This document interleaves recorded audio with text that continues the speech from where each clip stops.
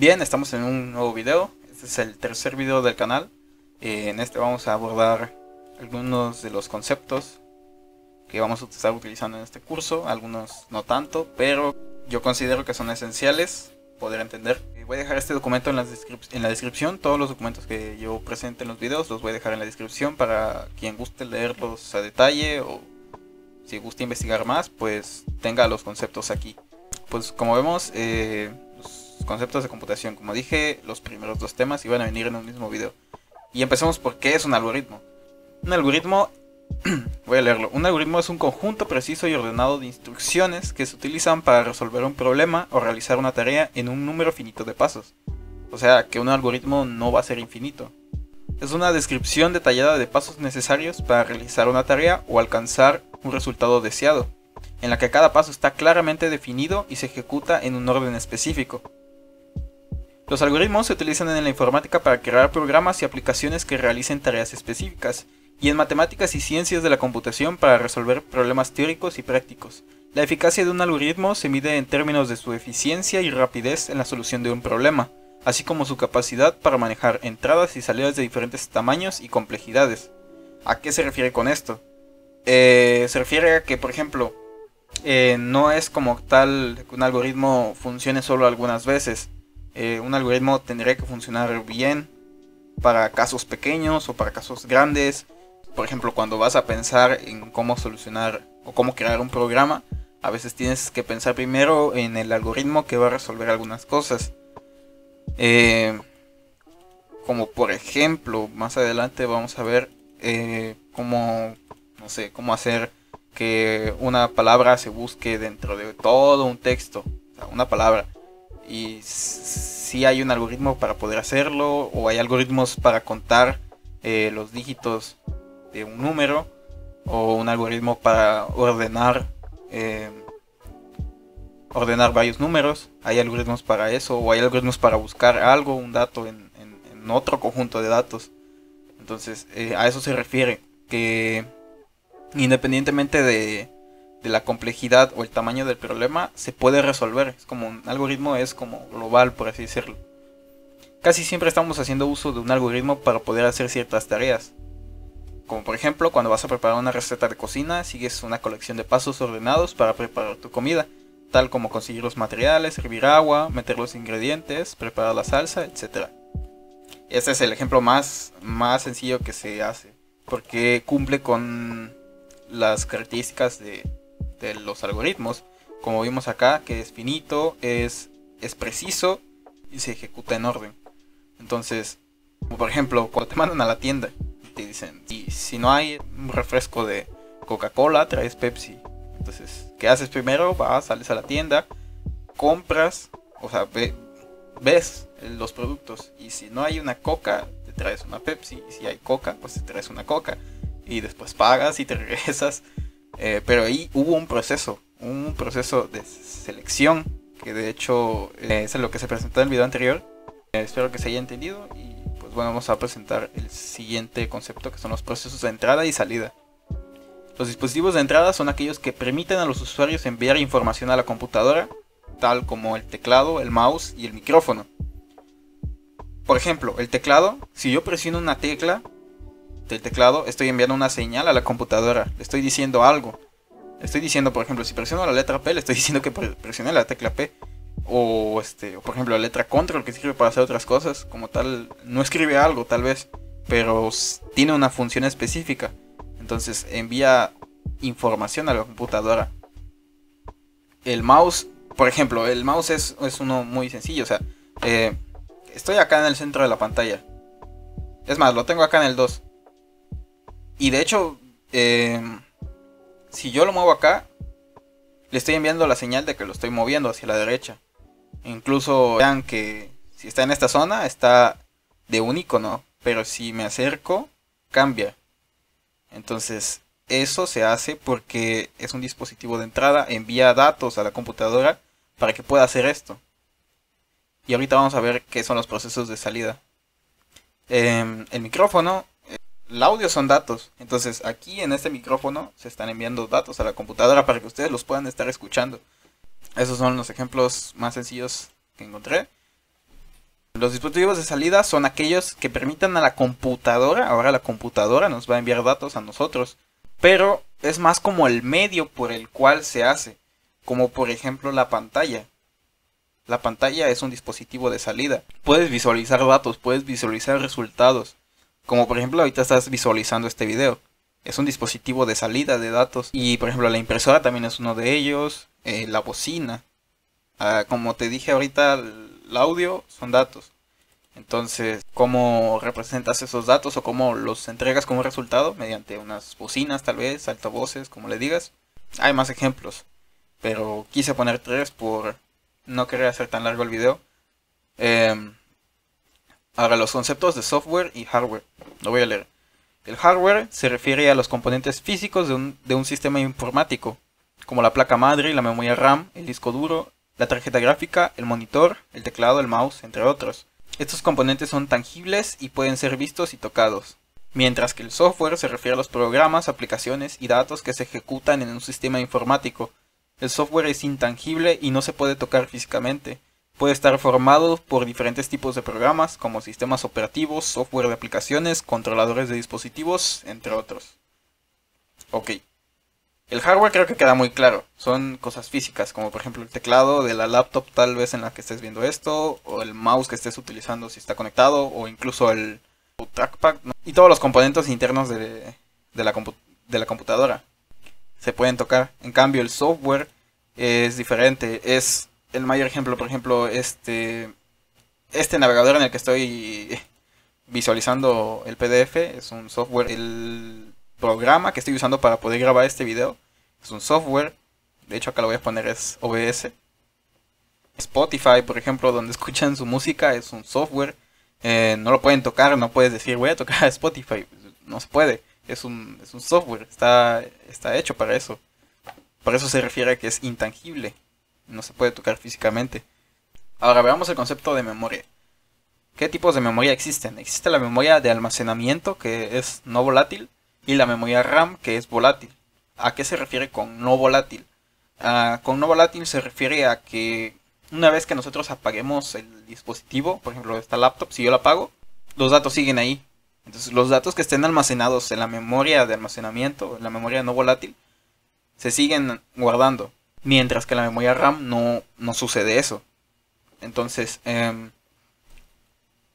por ejemplo, cuando estamos usando el navegador y estamos en YouTube y todo eso, se está guardando en la memoria RAM. Ya ven que existen muchos memes de que Chrome consume mucha RAM. También es importante al momento de que estemos haciendo un programa que nos preocupemos por el uso de la memoria RAM. Y bueno, pues la memoria RAM es de tipo volátil y los datos se pierden cuando se apaga el sistema.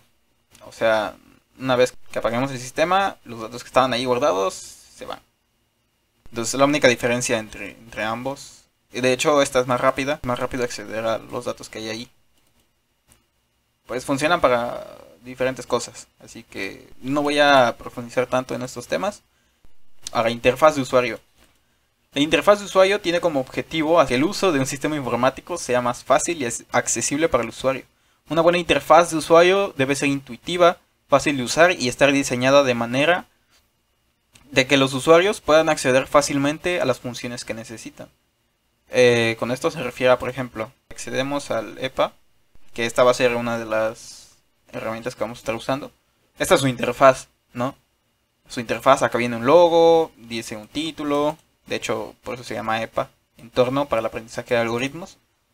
Y tiene, por ejemplo, este botón que dice nuevo. Pero tú qué entiendes por estos botones. Entonces, como acá te está dando el nombre de un archivo, se dice solo-algorítmica.txt. Te está diciendo que estás escribiendo en un archivo. De hecho, estás escribiendo en un archivo. Al momento de que tú pongas aquí datos, se van a ir guardando. Bueno, tú lo tienes que guardar, obviamente. Entonces, guardar, dice nombre de archivo a guardar y lo vas a descargar. A esto se refiere con interfaz, por ejemplo, es accesible para el usuario, es intuitiva, tiene colores, se entiende que no son lo mismo. Analizar, está de color verde, de hecho se combinan con el logo. Análisis, planeación, diseño y verificación. Esta es una plataforma, es de la universidad en la que yo estudio. Está el logo de YouTube, etc. A esto se refiere con interfaz de usuario. Y hay otros ejemplos de interfaz de usuario. Eh, bueno, lo voy a saltar. Heurística de Polya. La heurística de Polya se basa en un enfoque sistemático para la resolución de problemas que involucran 4 pasos.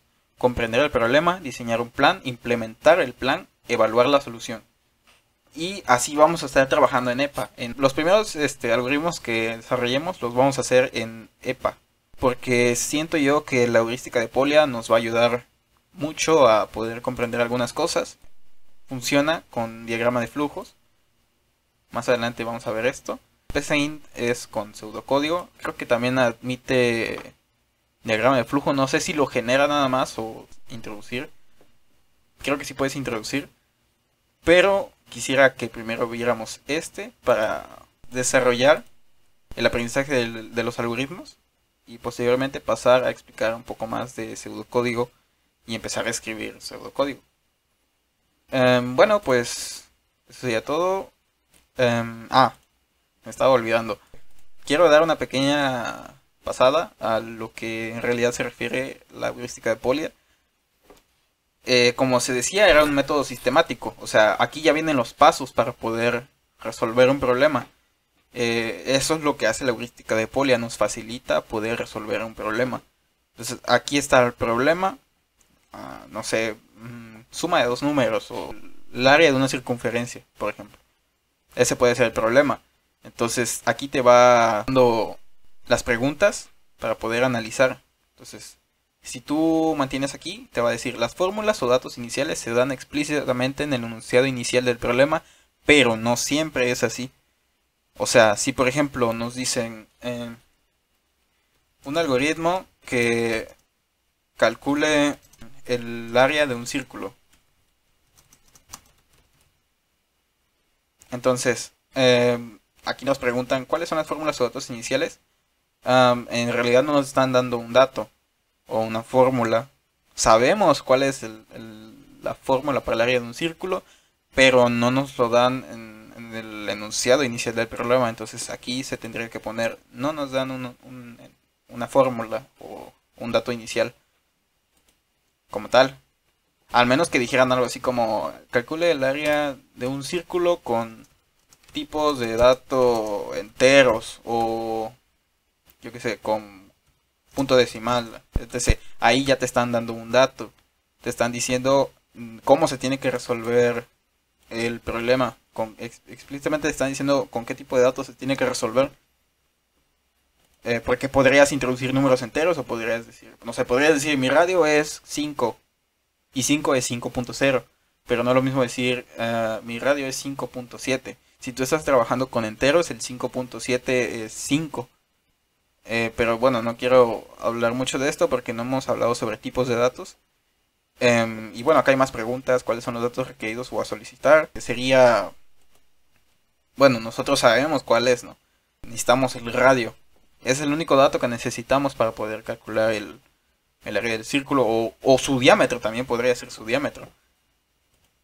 A través de qué medios se proporcionan los datos. Y vemos que acá, por ejemplo, se refiere a los medios a través de los cuales se ingresarán los datos iniciales. Por lo regular se trata de un dispositivo de entrada. Por la forma en la que estamos trabajando, normalmente aquí sería a través de teclado. A menos que estuviéramos haciendo otra cosa, donde no introduzcamos datos por el teclado. Puede ser por voz incluso. Pero bueno, es diferente. No estamos trabajando con eso. ¿Cuáles son los supuestos? Y bueno, acá hay más preguntas y lo vamos a ver después. Pero yo quería que se viera un poco de esto, del análisis, de la planeación. Aquí, bueno, acá se ve por ejemplo la interfaz de usuario. Es muy simple asimilarla, ¿no? O sea, aquí adicionamos un elemento, pum, sale otro, adicionar, adicionar, adicionar. Entonces aquí marca la X, seleccionar, y podemos eliminarlo. ¿Y ves? Eliminaron. No podemos eliminar todos. Y ya. Y bueno, aquí está el diseño del algoritmo. Esto de hecho funciona de manera automática. Acá son como que las variables. Después vamos a ver qué son las variables. Cuando ya tienes tus variables acá, se implementan automáticamente. Y esta etapa de verificación se refiere a evaluar la solución. O sea, aquí te va a ir dando los pasos y te va a ir creando una tabla donde tú puedes ver el comportamiento de tu algoritmo. Incluso podría tener algún error en la lógica o pudiste haberte equivocado en algo y ahí te vas a dar cuenta. Te va a ir diciendo si algo es falso, es verdadero, te va a ir dando el cálculo de algo. Pues esto sería todo, estos son los conceptos y bueno, le di una pequeña pasada a lo que vamos a estar usando. Y bueno, espero que les haya gustado este video. Si te gustó, suscríbete, deja un comentario si tienes algo que aportar o quieres comentar algo. Y bueno, cuídense mucho.